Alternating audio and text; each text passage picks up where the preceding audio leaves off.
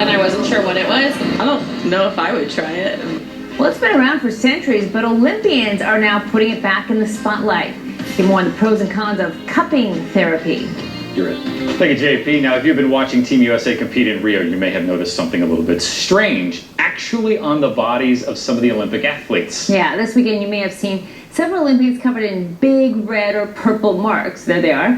They're not bruises from tough training, but the athletes say they're helping them perform.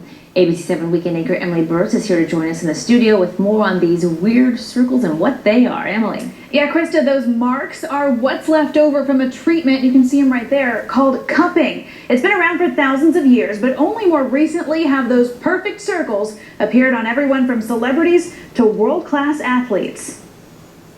And there's been like stories all over Facebook about it. This weekend, many Olympic fans were left wondering, what's with the circles? I was wondering what all of the purple spots were. I thought it was just a tattoo, but then I wasn't sure what it was. Not a tattoo or a hickey, but the result of cupping therapy. It stretches the skin, it stretches the muscles, and it lifts the tissue up. A negative pressure applied with heat And we put the fire briefly in there. or suction.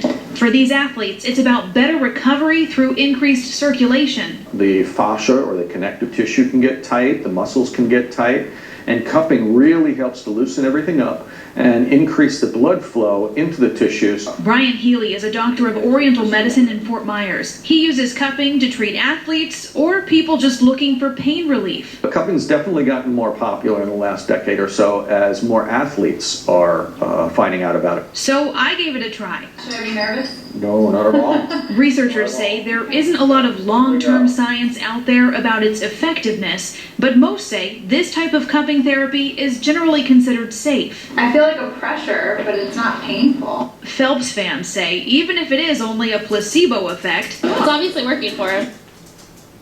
19 gold medals, not a bad endorsement. Well, the intensity of the color of the circles depends on how much suction is applied and how long those cups are left on. Healy says most marks will take anywhere from a day to a week to fade. In the studio, Emily Burris, ABC7. Finally tonight here, Michael Phelps and the mystery marks. So many celebrating his gold already, but asking, what's that other color? Amy Robach, also in Rio tonight.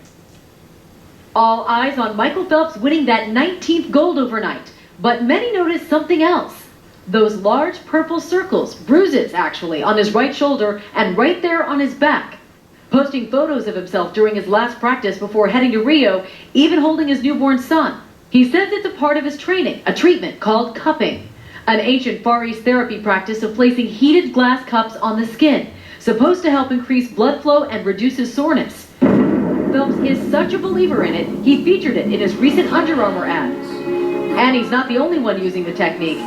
Gymnast Alex Nador recently posted this Instagram picture of himself, all with those telltale cupping bruises, which can take 2 weeks to heal. David, while many athletes here believe that cupping helps speed the healing of overworked muscles, science has yet to provide any actual evidence. But placebo effect or not, one thing's for sure, these athletes believe it's giving them the extra push they need.